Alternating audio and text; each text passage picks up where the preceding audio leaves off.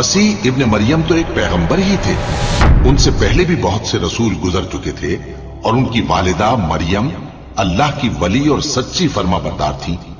दोनों इंसान थे और खाना भी खाते थे। देखो हम इन लोगों के लिए अपनी आयतें किस तरह खोल खोल कर बयान करते हैं। फिर ये देखो कि ये किधर उल्टे जा रहे हैं। कहो कि तुम अल्लाह के सिवा ऐसी चीज की क्यों परस्तिश करते हो जिसको तुम्हारे नफे और नुकसान का कुछ भी इख्तियार नहीं, और अल्लाह ही सब कुछ सुनता है, जानता है।